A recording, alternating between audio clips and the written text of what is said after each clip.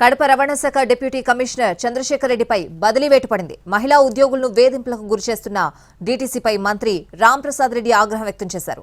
మహిళా బ్రేక్ ఇన్స్పెక్టర్ను కొంతకాలంగా వేధించడమే కాకుండా ఆమె ఇంటికి కూడా వెళ్లాడు చంద్రశేఖర్ రెడ్డి.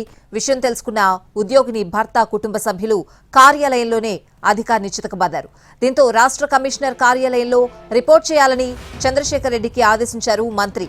అటు బాధిత మహిళకు అండగా ఉంటామన్నారు. అయితే కడప డీటీసీ చంద్రశేఖర్ రెడ్డి గురించి విస్తుపోయే విషయాలు వెలుగులోకి వస్తున్నాయి. ఎక్కడ పనిచేస్తే అక్కడ మహిళలపై వేధింపులకు పాల్పడుతున్నాడు. ఇప్పటికే అతనిపై 4 కేసులు నమోదయ్యాయి. బాపట్ల, శ్రీకాకుళం ప్రాంతాల్లో పనిచేసిన సమయంలోనూ మహిళల పట్ల అసభ్యకరంగా ప్రవర్తించారని ఆరోపణలు ఎదుర్కొంటున్నాడు డీటీసీ చంద్రశేఖర్ రెడ్డి. ఒంటరిగా ఉన్న సహ ఉద్యోగులను టార్గెట్ చేసి లైంగిక వేధింపులకు పాల్పడుతున్నాడు.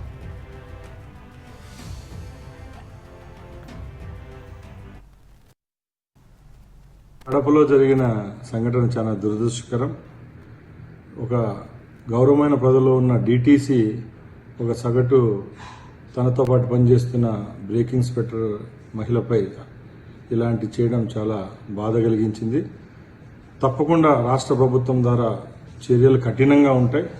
రాబోయే కాలంలో కూడా ఇలాంటి చర్యలు ఎవరు చేసినా కూడా ఈ ప్రభుత్వం ద్వారా కఠినంగా శిక్షించేదానికి ప్రభుత్వం చర్యలు తీసుకుంటుంది. మేము ఒకటే చెప్తున్నాం, ఎక్కడైతే మహిళలు పనిచేస్తున్నారో వాళ్ళు పనిచేసే స్థలాల్లో కానీ ప్రదేశాల్లో కానీ పై అధికారులు అయితేనే, మగవారు ఎవరన్నా వాళ్ళకి హింసించినట్టయితేనే, వాళ్ళ ఉద్యోగపరంగా ఏదైనా కష్టానికి గురి చేస్తే తప్పకుండా వారిపై చర్యలు తీసుకునేదానికి రాష్ట్ర ప్రభుత్వం సిద్ధంగా ఉందని తెలియజేసుకుంటున్నాను.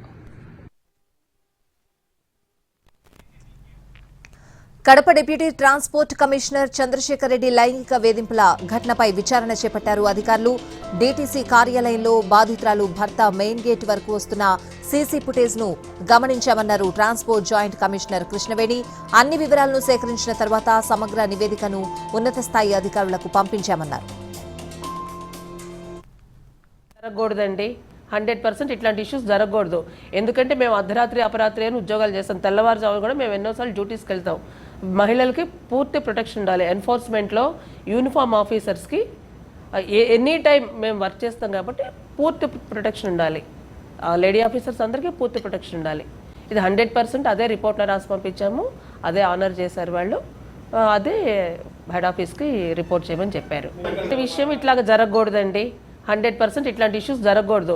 ఎందుకంటే మేము అర్ధరాత్రి అపరాత్రి అని ఉద్యోగాలు చేస్తాం. తెల్లవారుజామున కూడా మేము ఎన్నోసార్లు డ్యూటీస్కి వెళ్తాం.